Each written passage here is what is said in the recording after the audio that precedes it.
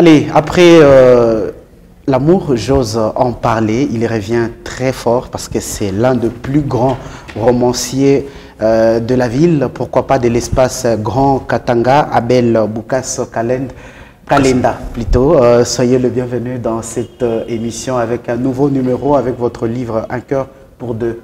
Merci Marcus. Abel Boukassa. Ouais. Je suis content évidemment de revenir dans cette émission parce que je me rappelle que c'est pas la première fois. On s'était déjà dans presque les mêmes circonstances. J'avais assisté à cette émission et je suis très content d'y revenir. Alors le roman est publié chez Faithful ici. D'ailleurs c'est la maison que vous chapeautez. Et vous nous en parlez. Alors Faithful, c'est une maison d'édition qui essaye de se concentrer sur la création littéraire. C'est-à-dire, on s'est rendu compte qu'il y avait un problème, enfin, il y a que des problèmes dans la chaîne du livre congolaise, mais au niveau de Lubumbashi, il y avait beaucoup de jeunes qui aimeraient bien écrire, mais qui manquent de formation. On se dit, mais il faut bien que c'est pas seulement les jeunes, pas seulement par rapport à l'écriture, mais aussi par rapport aussi au livre. C'est-à-dire, au niveau déjà de l'édition, on a besoin d'une formation. Et donc, Feuille folle, pourquoi? Comme le mot l'indique, hein, c'est vraiment, on cherche cette folie qui est en chacun de nous, j'espère. Quand on cherche à créer quelque chose, on passe un peu par tous les états. Et c'est les résultats, évidemment, de ces états par lesquels on passe que Faithful aimerait encourager en publiant ces genres d'écrits. Alors, mon appréciation personnelle, le livre, il est magnifique sur le plan du contenu et même de la forme. Un cœur pour deux. On va justement échanger sur le contenu d'un cœur pour deux.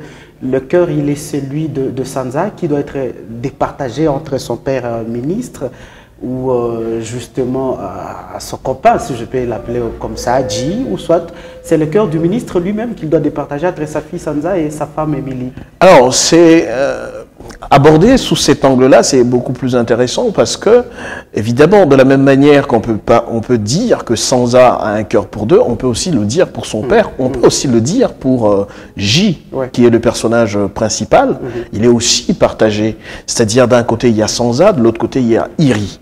D'un côté aussi, pour Sanza, il y a l'amour du luxe de son père, et de l'autre côté, l'amour, n'est-ce pas, du copain qu'il venait de rencontrer, pour qui, au départ, c'était pas une histoire sérieuse, c'était juste, bon voilà, on se voit, on est copains, on peut se permettre certaines choses, sans nécessairement engager les organes, comme on dit, en fait. Alors, j'ai parcouru les livres du début jusqu'à la fin. J'espère que vous l'avez lu. Vous êtes me parcourir, non? Je l'ai parcouru, je l'ai lu.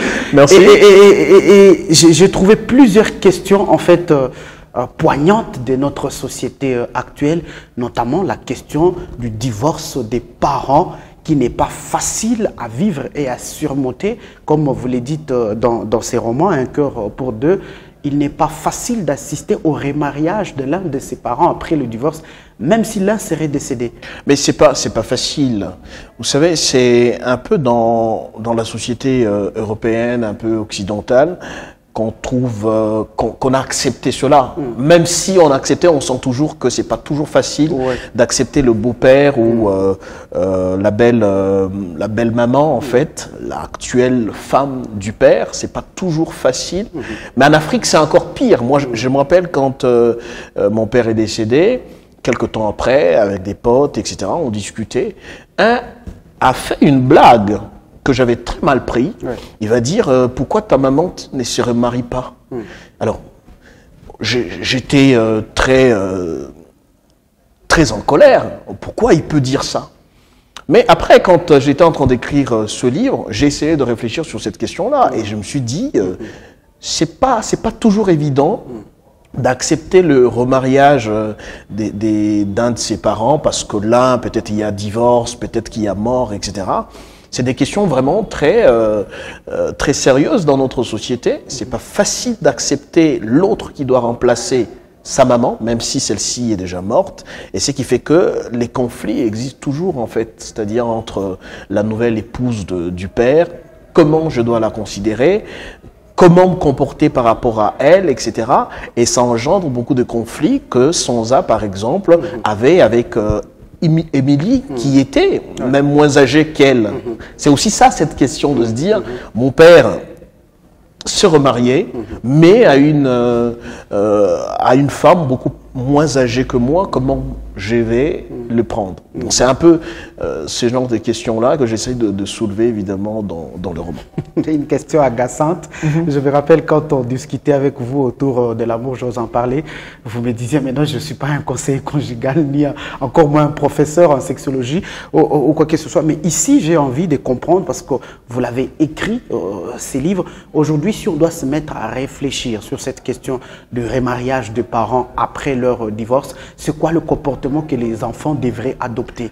Alors, c'est bien que vous fassiez référence à ça, mais je rappelle encore, je ne veux pas donner des conseils. Oui. Moi, je pense que le livre, surtout le roman, il n'est pas nécessairement là pour répondre à des questions, mais parfois pour en soulever d'autres.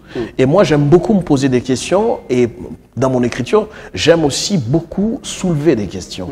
Et tant mieux si cette question-là du remariage a retenu votre attention. C'est mieux comme ça, c'est-à-dire quand un livre nous a intéressés, si évidemment une certaine page ou une certaine question est née de la lecture, c'est bien, parce que ça inviterait à un débat. Et moi, j'aime ça, c'est-à-dire arriver à lire un livre et par après pouvoir, voilà, se dire, mais tiens, j'y avais jamais réfléchi. Comme ça te permet, toi, en tant que lecteur, de pouvoir trouver un autre angle, évidemment, pour essayer de cerner la question. J'espère que ça a été le cas pour vous. Oui, c'est le cas pour moi. Voilà pourquoi toutes les questions pourraient tourner qu'autour de ça. Oui, c'est un grand sujet. Oui, parce que là, j'ai vu Sanza être âgée que la femme de son papa. Voilà. Et comme vous veniez de le dire tout à l'heure, ça pose un souci au niveau de l'enfant qui doit voir son papa. Mais aussi la question derrière, c'est est-ce que ça devrait vraiment poser un souci? Ouais. C'est aussi une question un peu en filigrane. Est-ce que ça devrait vraiment poser un souci? Ou peut-être, n'est-ce pas, que les enfants seraient plutôt un peu égoïstes? Parce que le père, par exemple, un père qui vient de perdre sa femme... alors que le père est encore, je ne sais pas, encore 40, 45 ans, je pense qu'il est encore un âge où il peut se remarier. Est-ce pour autant qu'il devrait abandonner? Ça ne veut pas dire qu'à cet âge-là, il n'a plus de envie. Il en a.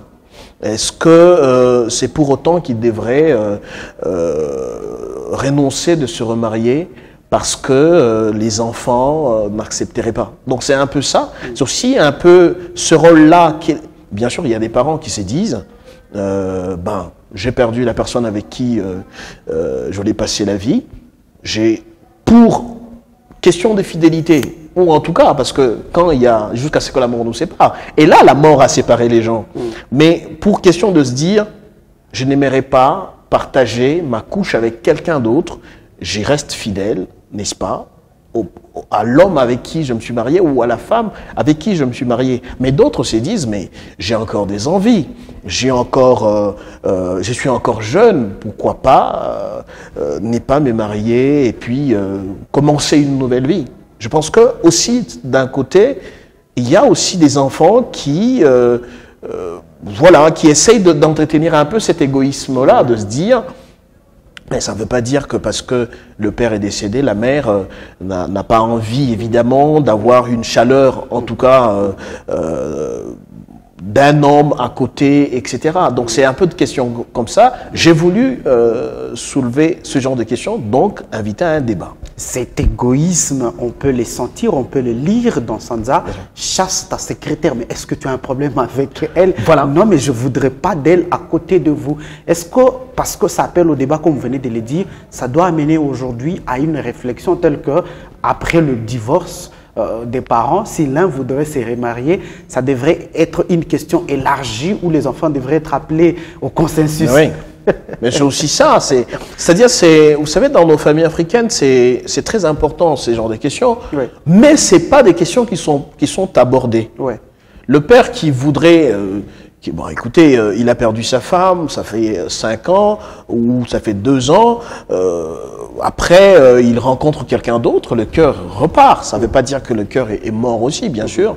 Mais il a besoin de continuer une vie. Mais cette fois-là, avec quelqu'un d'autre.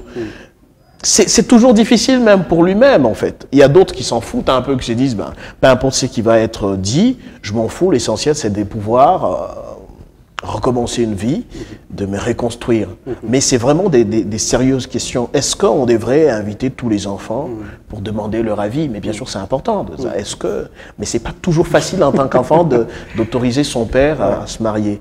Peut-être parce qu'on se dit, c'est de l'égoïsme, en fait, finalement. Mais c'est pas toujours facile. Un autre angle percutant de ces romans par rapport à cette question, c'est aussi l'aspect éducation sur les enfants. Lorsque le parent va arriver à divorcer et que les enfants vont être départagés pour vivre soit avec l'un ou avec l'autre. Ouais. On a vu avec Sanza, par exemple, qui est censé habiter avec son père, mais tout au long de sa vie, sa maman est diabolisée par son papa. Cette question aussi, elle est profonde, elle est percutante. Il y a aussi ça, il y a ça. C'est que on a souvent l'habitude, quand il y a rupture, il y a donc divorce, d'attirer ou de tirer en fait le drap de son côté. C'est toujours l'autre, en fait. L'enfer, c'est l'autre. C'est lui qui a fait ça, c'est elle qui a fait que nous divorcions, etc., etc. Mais je pense que très peu de parents aussi, dans ce moment-là, songent à l'avenir des enfants. Parce que écoutez, c'est vraiment un traumatisme pour un enfant d'être partagé, d'avoir un cœur pour deux. C'est-à-dire... pendant qu'il est avec le père, il est censé, n'est pas nécessairement citer la mère. Quand il est avec la mère, il est censé, n'est pas nécessairement citer le père. Mais évidemment, il y a des couples aussi qui s'en sortent, hein, c'est-à-dire qu'ils se disent finalement, non, il faut que les enfants aient toujours cette impression qu'il y a toujours les deux parents. Hein, quand il y a des décisions à prendre par rapport à eux, par rapport à leur avenir, etc., c'est les deux parents qui doivent s'unir pour essayer de décider ensemble, parce que ces enfants-là leur appartiennent. Mais c'est pas toujours facile, parce que quand il y a un divorce, on considère tout de suite l'autre comme étant l'ennemi, comme étant... Non, écoutez, il faut qu'à un certain moment qu'on arrive à savourer, se dire, ben, écoutez, je suis avec tel dans le couple, mais non, je la rends tout à fait malheureuse, ou bien je le rends tout à fait malheureux, et pouvoir, voilà, s'expliquer. Ouais. Et sur le plan toujours éducationnel, les divorces de parents, avec une conséquence qu'on ne sait pas aussi expliquer. Aujourd'hui, je suis journaliste, je sais de quoi je parle sur cette question. On voit dans plusieurs mondes, dans plusieurs domaines aujourd'hui, on l'a vu avec le ministre, hein, pour oui, le ministre, évidemment. Dans votre roman, qui a tenté un moment de sacrifier, on dirait, sa fille assez proche pour des besoins sexuels, entre guillemets, pour le poste. On les constate aussi. Ouais. Bien sûr, vous savez, il y a du pistonnage en politique. Ouais. C'est parce que c'est la fille de tel, c'est l'enfant de tel. Tout de suite, ma fille va bientôt finir les études. Il faut déjà que je prépare le terrain. Tout bon père veut faire cela. Mais aussi la question, c'est de se dire, mais par quelle manière le ministre en question dans le roman essaye de le faire? Parce que Sanza, finalement, on se rend compte qu'elle est malheureuse, même si elle a tous ces biens-là, avec son père qui est assez bien situé financièrement, etc. Mais on se rend compte que, malgré ça, elle est malheureuse, parce que pour son père, Sanza a été carrément un objet, un enfant qu'on pouvait facilement vendre, parce que peut-être le monde il est dur, mais on l'a vu avec quand il y avait des attouchements sur l'enfant, etc. Un de ces gens-là a dit plutôt non, la question a déjà été réglée avec ton père. Ouais. Vous comprenez que c'est carrément... Écoutez, dans ce monde, il se passe des choses sales. Et je pense que la littérature devrait être évidemment le chemin, parmi tant d'autres, par lequel on peut passer pour dire ces genres de choses, c'est-à-dire des choses très graves. La littérature devrait nous permettre, et surtout le roman, à faire ces genres de choses. Et c'est pourquoi ces livres s'étendent sur plusieurs domaines, partant du divorce justement, mais à aborder tous les aspects psychologiques, éducationnels et tout.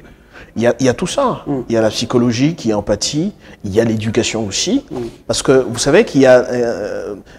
j'aime beaucoup la psychologie, par exemple. Il y a des gens, par rapport à certains comportements, vous savez tout de suite dire, cet enfant a dû subir quelque chose dans son enfance. Cet enfant a dû grandir dans une famille monoparentale. Parce qu'on sait très bien que quand il y a l'absence, quand il y a toujours une absence, ça fait toujours mal. C'est-à-dire quand il y a... Par exemple, le père qui n'a pas été dans la vie de son enfant, ou la mère qui n'a pas été dans la vie de son enfant, il y a toujours quelque chose qui se passe. Donc l'absence crée toujours une situation souvent désastreuse. Pourquoi? Parce que ça crée des manques. Ça n'a pas été rempli. Tant mieux, il y a des gens qui arrivent à un certain moment à se trouver un père ou une mère de substitution. Mais ce n'est pas toujours évident. Alors, lorsqu'une œuvre naît, on a toujours envie de se poser la question de savoir est-ce que c'était le moment, est-ce que c'était important pour un cœur, pour deux, quelle serait la réponse? Alors, est-ce que c'était le moment, est-ce que c'était important? Je me pose encore cette question-là, mais avec de tels retours. C'est-à-dire quand vous me dites par exemple que ça aborde la question du remariage, alors que c'est à peine que ça a été abordé, je trouve que ça a sa raison d'être. Ça a sa raison, évidemment, d'exister. Et tant mieux. Alors, c'est quoi pour vous la plus grande orientation, le plus grand angle de Un cœur pour deux? Je pense que c'est d'interroger, de s'interroger vraiment, de se poser des vraies questions. De se dire, mais le cœur pour deux, parfois, il peut être... c'est pas tout à fait, hein, parce qu'il y a beaucoup de gens qui vont tout de suite avec l'idée de se dire un cœur pour deux. Mais on peut de partager le cœur nécessairement, soit avec deux femmes, soit avec sa famille. Vous savez, il y a des gens qui choisissent, en fait. Finalement, on se rend compte que c'est un cœur, d'accord, mais comment ce cœur-là, on doit l'entretenir? Est-ce que l'amour qu'on doit porter à l'un doit nécessairement dépasser l'autre? Est-ce que le cœur pour deux signifie nécessairement que c'est impossible que ça puisse avoir lieu? Donc c'est un peu des questions dans ce sens-là, c'est dire... Il faut un questionnement nécessairement. Il y a beaucoup qui ont théorisé un peu sur cette question-là, de se dire on a toujours des penchants, on a toujours d'une manière ou d'une autre un cœur pour deux, dans le sens que parfois on a pensé autre chose, mais la réaction qu'on a, qui en découle est tout à fait autre. D'une manière ou d'une autre, ça peut aussi être un cœur pour deux. Donc c'est ces questionnements-là. Voilà. 16 chapitres. Ouais. Des courts chapitres. Des longs. Parce que sur le Machi, c'est important d'écrire des courts chapitres aussi. mais très magnifique. Et plusieurs personnages, comme vous le dites, on peut se perdre en lisant le roman et en se posant des questions de savoir, mais finalement, c'est quoi l'idée qu'on doit dégager? C'est quoi le résumé qu'on doit dégager? Quand je finis de lire La plus secrète mémoire des hommes, c'est un immense livre de Mohamed Bongarsar, qui a reçu le prix Goncourt. Mais après, quand vous finissez de lire, mais vous vous posez la même question. Qu'est-ce que j'ai à retenir en fait du livre que je viens de lire? Parfois, d'un livre, on ne devrait pas nécessairement retenir des choses ou une chose stricte. Parce que si je vous interrogeais par exemple, c'est que vous avez retenu, et si j'interrogeais quelqu'un d'autre, c'est pas tout à fait la même chose. Mais moi je pense que chaque lecteur se fera son idée. Je ne sais pas dicter au lecteur ce qu'il devait retenir du livre, sauf que c'est juste un livre qui a été écrit, et au lecteur de pouvoir retenir ce qu'il veut retenir du livre. Voilà. Et rejeter ce qu'il peut rejeter.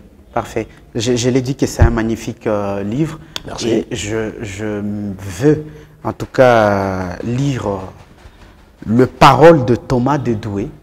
Il dit, alors qu'elle se trémousse sur la partie solo, ça c'est votre partie, vous reprenez cela, Et entre guillemets, je cite ce que dit Thomas Dédoué, le meilleur livre d'un écrivain louchois que j'ai lu depuis longtemps. Cette parole m'a fait du bien parce que j'ai ressenti le même sentiment après la lecture du livre. Je ne sais pas combien vous en avez reçu ou alors vous en avez été découragé pratiquement.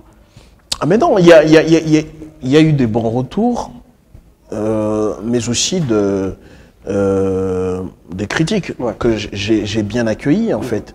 Et tant mieux parce que les critiques qui sont venues après m'ont permis à ce que le prochain livre sur lesquels je travaille soit amélioré. Ça ne veut pas dire que c'est tout à fait abouti.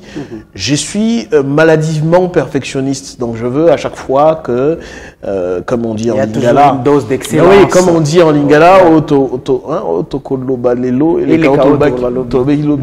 et donc j'ai aussi un peu ça. J'ai besoin d'accueillir tous les retours. Vous allez faire demain puisse dépasser ce que vous venez de faire aujourd'hui. Mais tant mieux parce que ça suscitait des débats. Et moi, je voulais évidemment qu'on débatte sur des questions, qu'on débatte sur des choses que nous vivons au quotidien, mais dont on se sent un peu interdit d'aborder. Il y a par exemple la question de la sexualité là-dedans. Il y a le milieu de la nuit, c'est-à-dire avec toute la prostitution qui va de gauche à droite, où j'affirme quand même des choses incroyables en disant la vraie prostitution, c'est passe maintenant en journée. Vous voyez, quand j'affirme une telle chose, j'invite à un débat, qu'on vienne, qu'on débatte. Si j'ai dit des faussetés, par exemple. Exactement. Donc j'ai besoin surtout d'écrire le Bumbashi. C'est-à-dire j'ai besoin de ça. C'est-à-dire quand Marcus est en train de lire le livre, qu'il reconnaisse quand même des lieux qui lui sont familiers. Et j'espère que tu en as reconnu. Très bien, parce que les romanciers sont souvent dans l'imaginaire et transforment de fois certaines appellations. Vous en avez été clair. Alors, Abel, on ne va pas faire 40 minutes d'émission, nous n'en avons que 25. Et c'est déjà la fin pour cette émission consacrée à Un cœur pour deux. Je ne sais pas ce que vous avez pour en finir. Alors, j'ai pas grand-chose, sauf vous remercier évidemment votre émission Au cœur de la science, qui permet ce genre de débat, qui permet de mettre en lumière nos livres. Et grâce, je pense, à l'émission, les lecteurs vont finalement comprendre que sur Bumbashi, il y a des gens qui écrivent et des histoires qui pourraient les intéresser. Parfait. C'est édité chez Feuille Folle, on peut l'acheter auprès de vous. Feuille Folle, on peut l'acheter évidemment à l'Institut français, aussi, évidemment, à l'Institut français, c'est vraiment le point focal où on peut payer, mais aussi avec kiosque littéraire, on peut le trouver. Merci beaucoup Abel d'avoir répondu à nos questions. Merci de nous avoir regardés. Je l'ai dit dès l'entame de cette émission, j'ai parcouru les livres, je l'ai énormément adoré. Veuillez aussi vous les procurer, vous allez vous sentir chez vous. En tout cas, merci de retrouver cette émission sur YouTube, Arc-en-Ciel RTV officiel. Au revoir.